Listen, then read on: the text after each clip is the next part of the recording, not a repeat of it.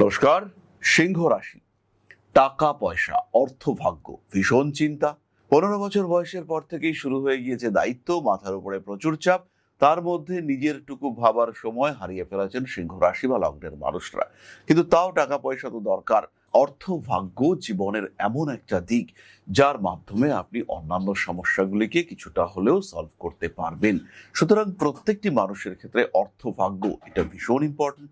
সিংহ রাশি বা লগ্নের মানুষজন কোটিপতি হতে পারেন যদি তাদের জন্মকুণ্ডলিতে বুধ তুঙ্গ ক্ষেত্রগত হয়, দ্বিতীয় বুধ অবস্থান করে এবং শুক্রের সঙ্গে কোনো না কোনো ভাবে সম্পর্ক স্থাপন করে। হয়তো বুধ রয়েছেন হস্তা নক্ষত্রে, অধিপতি চন্দ্র, চন্দ্রের সঙ্গে শুক্রের সম্পর্ক হয়েছে, জন্মকুণ্ডলিতে চন্দ্র শুক্র যোগ হয়েছে এবং সেটা তুলা রাশিতে হয়েছে, সিংহ লগ্ন তুলা রাশি।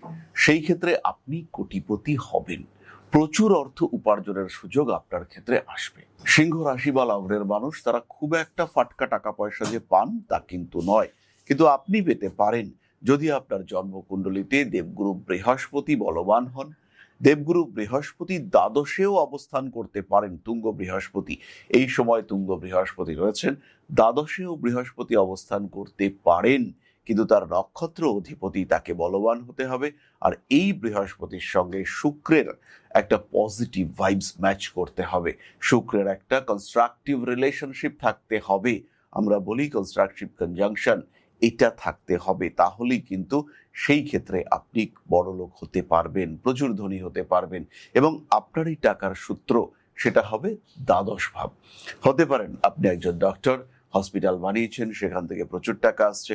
হতে পারেন আপনি বিদেশ যাত্রা করার জন্য প্রস্তুত হয়েছেন এবং বিদেশ থেকে প্রচুর টাকা আসবে, ফরেন সেটেলমেন্ট, এবং সেখানে প্রচুর অর্থ আপনি প্রাপ্ত হয়েছেন।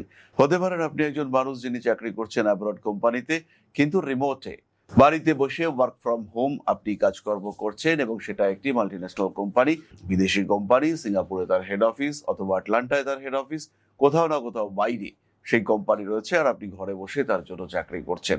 অবশ্যই প্রচুর অর্থপ্রাপ্তির সম্ভাবনা আপনার ক্ষেত্রে রয়েছে।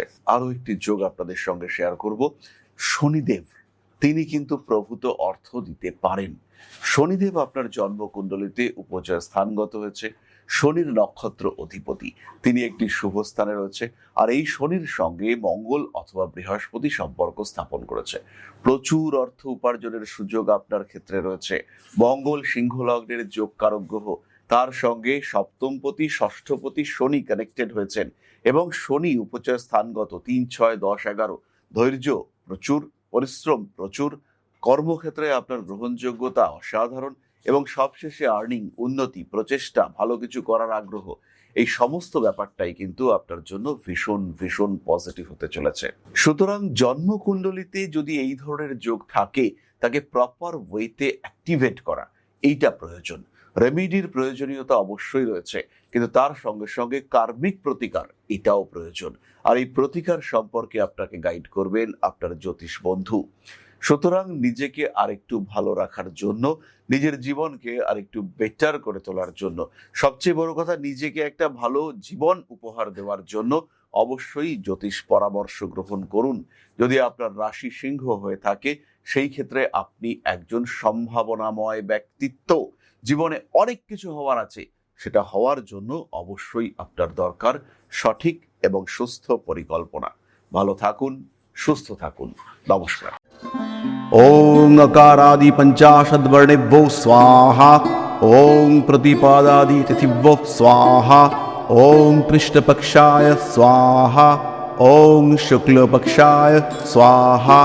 ओं अमावस्याय स्वाहा। ओं पूर्णिमाय स्वाहा।